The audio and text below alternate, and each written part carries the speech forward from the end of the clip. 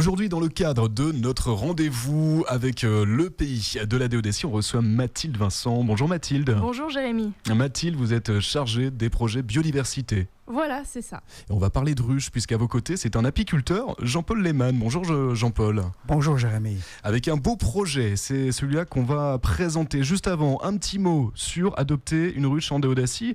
C'est quelque chose que vous avez lancé il y a déjà quelques semaines, Mathilde. On rappelle un petit peu ? Alors oui, un petit rappel. Alors ce n'est pas il y a quelques semaines, je dirais même il y a quelques mois. Le temps passe très vite. Voilà, c'était en fin d'année dernière. J'adopte une ruche en Déodacie, donc qui a pour principe de réintroduire des ruchers au sein des communes et de donner l'opportunité aux habitants de parrainer des ruches.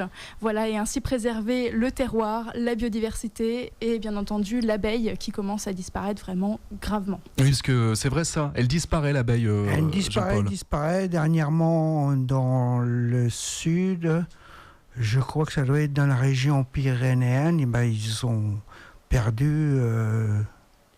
Ça passait d'ailleurs sur TF1 il n'y a pas tellement longtemps. Ils ont perdu énormément de ruches. Et ils cherchent la cause. Ah, et on ne connaît pas la cause, mais par contre, on sait que l'abeille est nécessaire pour la biodiversité. Et la pollinisation. Donc là, il y a un chiffre clé qui est sorti dernièrement. 7 milliards d'individus, d'abeilles qui manquent en Europe pour polliniser correctement les cultures actuelles. D'où ce projet autour des ruches. C'est un appel et les apiculteurs ont répondu, présents, notamment avec un projet qu'on va présenter, celui de Jean-Paul. Vous en êtes en plus sa marraine, Mathilde. C'est quoi ce projet de ruche, Jean-Paul ? Ça se passe à Luz, je crois. Oui, à 555 mètres d'altitude. On va dire à 4-5 km du tunnel, dans la forêt. Monsieur Charles Conroux avait fait un rucher. Je crois, d'après mes renseignements, qu'il l'a fait de ses propres mains, avec des gens du village, des copains.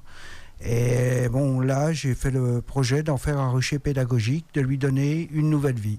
Oui, rucher qui était à l'abandon depuis quelques années, après le décès de Monsieur Conroux. Vous avez décidé de reprendre ce rucher-là pour en faire un rucher pédagogique. Alors ça consiste en quoi un rucher pédagogique ? On bosse avec les écoles ? C'est quoi ? On essaie de bosser avec les plus réceptifs. Je préfère chercher une tranche d'âge qui se situe entre 6 et 10 ans. Ils sont beaucoup plus réceptifs au monde de l'abeille, à la nature. Et je pense que quand ils auront fait une visite, ce sera peut-être les apiculteurs de demain. Et c'est ça, c'est créer des vocations. Voilà. À travers. Ouais. Et vous, l'abeille vous a piqué quand ?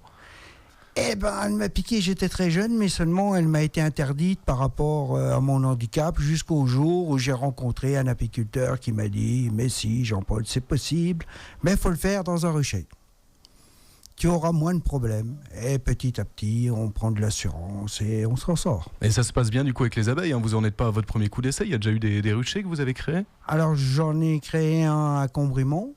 Et je pense celui qui est le plus beau, c'est celui qui est dans l'Ormont. Celui-là, il est vraiment fait pour le plaisir des yeux. Et le troisième rucher, c'est un projet donc pédagogique que vous mettez en place, une ruche pédagogique. On en est où là ? Vous avez commencé à amener les ruches, les abeilles, ça se passe comment ? Ah non. Il va d'abord falloir aménager le rucher pour que ces chers enfants puissent y pénétrer déjà sans risque et sans danger. C'est ça le problème. Mais bon, le projet est sur les rails. Et on cherche un peu de solutions, de mécénat, c'est surtout pour coucher le projet sur papier, de le chiffrer pour quand on va aller devant le conseil général, devant les organismes pour chercher des subventions. Quoi. Oui, parce que les murs existent de ce rucher-là, mais il y a des travaux à faire à l'intérieur, il faut le mettre aux normes pour accueillir les enfants. Et vous faites aussi un appel à la générosité d'architectes qui pourraient prendre un peu de temps, c'est ça, pour vous aider ? Prendre un peu de temps. Je cherche surtout déjà un architecte qui soit... sensible au monde de l'abeille, qui comprennent aussi donc, ma démarche et qui m'aide à mettre ça sur papier et surtout le chiffrer. Oui. Ça peut coûter cher un projet comme ça ?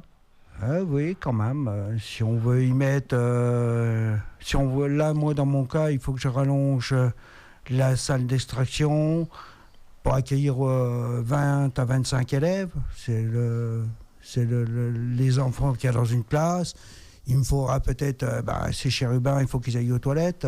Il faut un assainissement autonome, on est en altitude, il n'y a rien.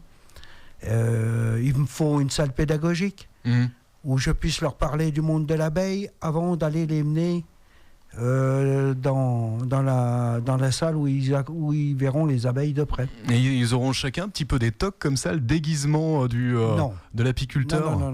Non, parce que je vais leur faire des bulles où ils vont pouvoir déjà voir les abeilles le plus proche possible de la ruche sans se faire piquer. Oui, c'est ça le but aussi, on ne va pas envoyer les enfants se faire piquer. J'ai déjà dans Lormont une ruche pédagogique où les enfants se mettent assis, elle est entièrement vitrée. D'accord, donc le projet fonctionne et vous voulez l'agrandir du côté de l'USA avec ce grand rucher pédagogique. C'est dans les tuyaux, c'est quoi la prochaine étape pour vous ? La prochaine étape, c'est de mettre ça sur papier et de commencer à présenter le projet avec les intéressés, communauté de communes. Voilà, d'en parler autour de nous.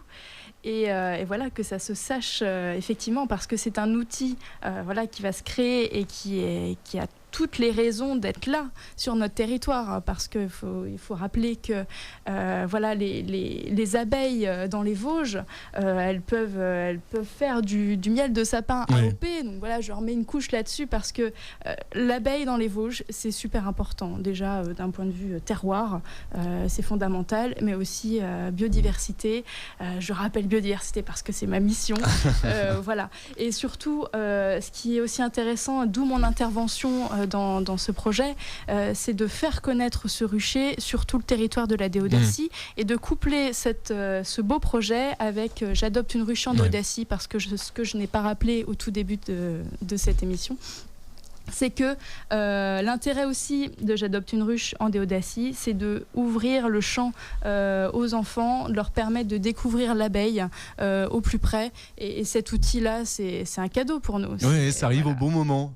Donc, vous en êtes la marraine de cette future ruche pédagogique. Voilà, c'est un rôle que je prends très à cœur et ça me fait très très plaisir d'être marraine de ce beau projet. Eh ben, on vous souhaite que ça réussisse. On souhaite également, pourquoi pas, dès le mois de juin, que les chérubins puissent déambuler dans cette ruche-là, dans votre ruche pédagogique, Jean-Paul. Merci d'avoir été à nos côtés. Merci.